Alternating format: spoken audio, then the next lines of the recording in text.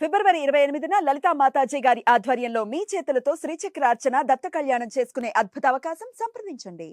నమస్తే, welcome to Suman TV. నేను పద్మిని. ప్రస్తుతం మనం హైదరాబాద్ నిజాంపేటలో ఉన్న శ్రీపాద శ్రీవల్లభ దత్తపీఠంలో ఉన్నాము. మనతో పాటు లత గారు ఉన్నారు, మాట్లాడదాం. అక్క నమస్తే. అక్క నమస్తే పద్మిని, ఎలా ఉన్నారు? అడగకు అంటారా? ఏమైందంటే ఏంటి అసలు కొంచెం స్వామి పరీక్షలు ఉంటాయి కదా, ఎవరికైనా తప్పవు. శివరాత్రి రోజంతా జాగరణ చేసి మర్నాడే ఎండలో కూర్చునే కాశీలో చలి వేడి రెండూ తట్టుకోలేకపోయింది. వడదెబ్బ తగిలింది. దాని వల్ల టోటల్ డీహైడ్రేషన్ అయిపోయింది. అందులో కాశీ అంటే కొంచెం ఎట్లయినా మనకి సెట్ అవ్వదు, all of a sudden set అవ్వదు. అవును.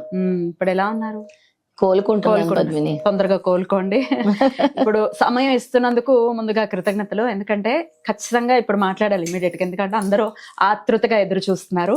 మరకత శివలింగాలు, మహాశివరాత్రి నాడు, ఆ పర్వదినం నాడు చక్కగా శివయ్య కొలువు మందిరంలో చాలా చాలా అద్భుతంగా విశేషంగా పూజలు అందుకున్నటువంటి శివలింగాల గురించి మన వాళ్ళందరూ కూడా ఎదురు చూస్తున్నారు. కాబట్టి ఎప్పుడు వస్తాయని అడుగుతూ ఉన్నారు. దాని గురించి మీరు చెప్పాలి అని చెప్పి ఇక్కడికి రావడం జరిగింది. ఒకసారి చూపిస్తూ చెప్తారా? తప్పకుండా పద్మిని. మహాశివరాత్రి రోజు స్వామి సన్నిధిలో అన్ని కూడా అభిషేకం చేయించాము. అద్భుతం. ఇవన్నీ కూడా మనకు క్లియర్ గా కనబడుతున్నాయి. ఇంకా పాలు, నెయ్యి, పసుపు, కుంకాలు, విభూతి కూడా అన్ని చాలా చక్కగా. వీటిలో మెయిన్ గా మనం తెలుసుకోవాల్సింది ఏంటంటే ఒరిజినల్ మరకతం అని నేను చెప్తున్నాను కదా, మనం వేసే జిప్ లాక్ ఏదైతే ఉందో ఇది ప్యాక్ చేసిన వాటిలో కూడా గ్రీన్ కలర్ వస్తుంది. అది ప్యూరిటీ ఆఫ్ మరకతలింగం.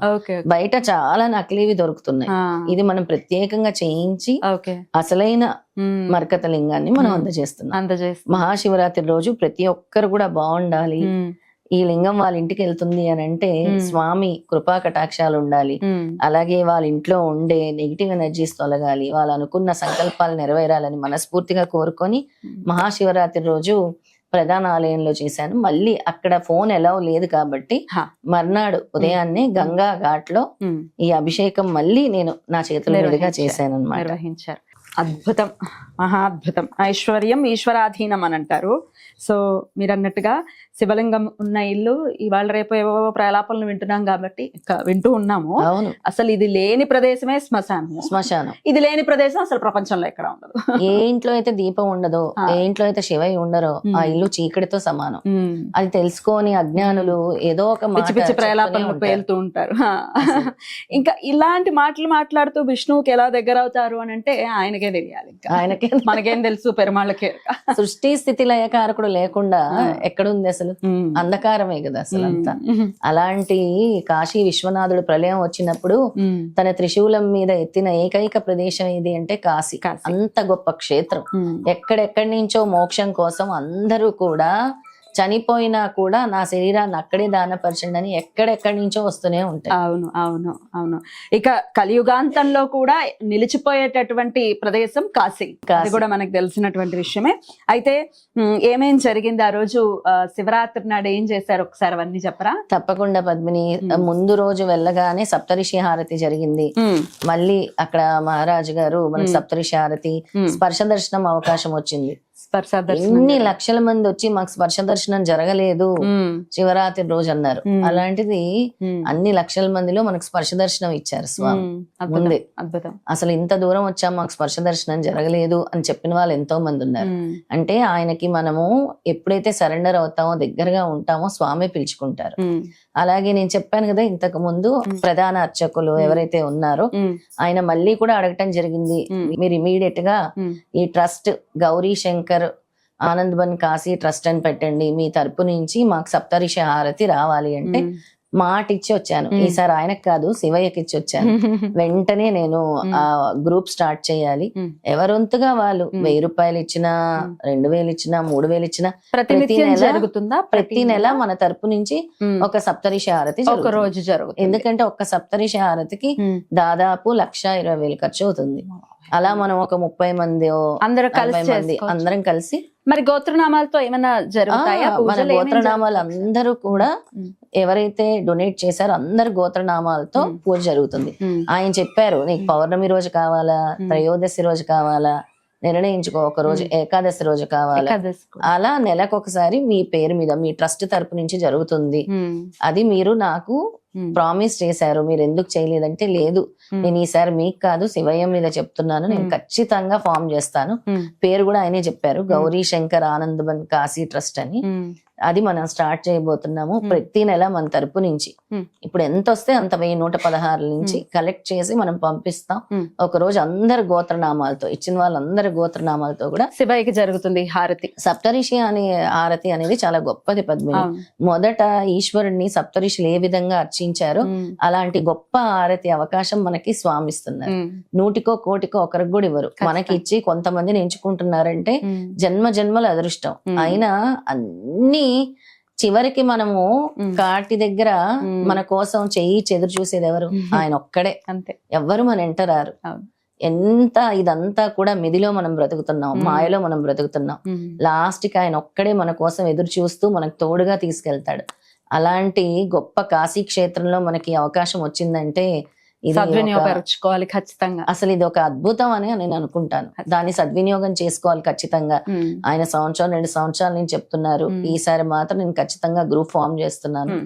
దాంట్లో ఎవరైనా పాల్పంచుకోవాలంటే చేసుకోవచ్చు, అందరి గోత్రనామాలు ఇవ్వచ్చు, వాళ్ళకి ప్రసాదం కూడా వస్తుంది. ఆ ప్రత్యేక తిథిలో మీరు కూడా ఒకసారి ఆ ప్రత్యేకమైన ఆ రోజు నాడు వెళ్ళి చేయిస్తారా?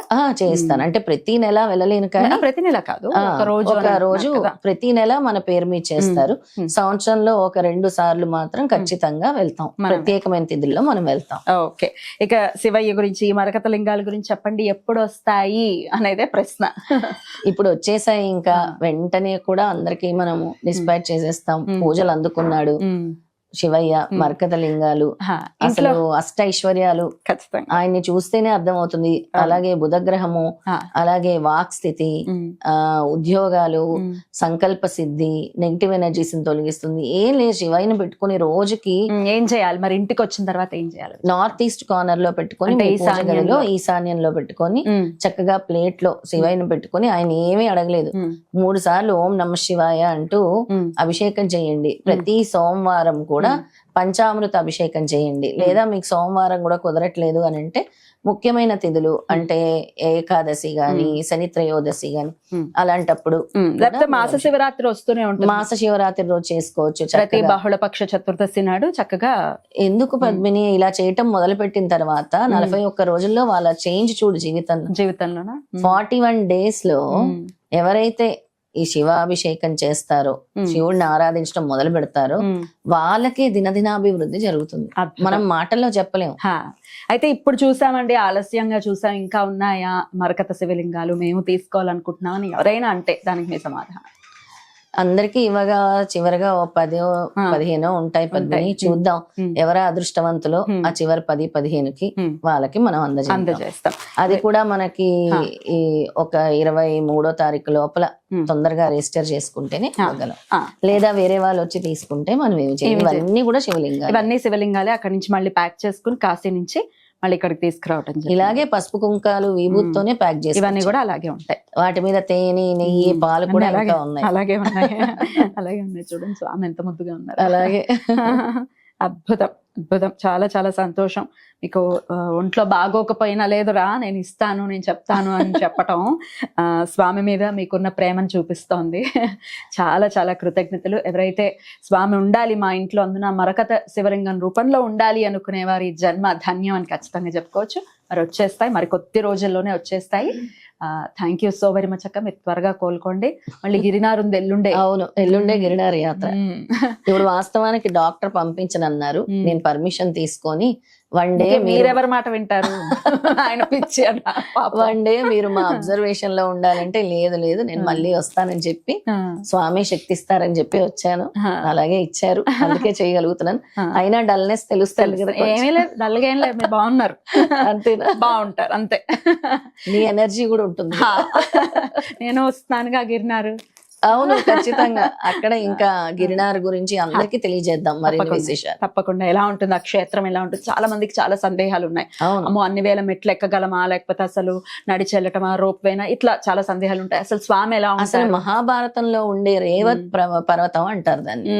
ఇప్పుడు గిరినార్ గాని మహాభారతం నుంచి ఉంది. అసలు మహాభారతమే కాదు, హిమాలయాల పూర్వం నుంచి ఉన్నదే గిరినార్. దాన్ని చాలా మిస్టికల్ ప్లేస్ అంటారు, ద బ్యూటిఫుల్ ప్లేస్ అని కూడా అంటారు. గుప్తంగా ఎంతో మంది సిద్ధ పురుషులు, సిద్ధ యోగులు, దత్తాత్రేయ స్వామి నిరంతరం ఏదో ఒక రూపంలో అక్కడ నడయాడుతూ ఉంటారు. అదే సహ్యాద్రి పర్వతాలు, అదే గిరినార్. గిరినార్ అద్భుతం, మన అదృష్టం నిజంగా.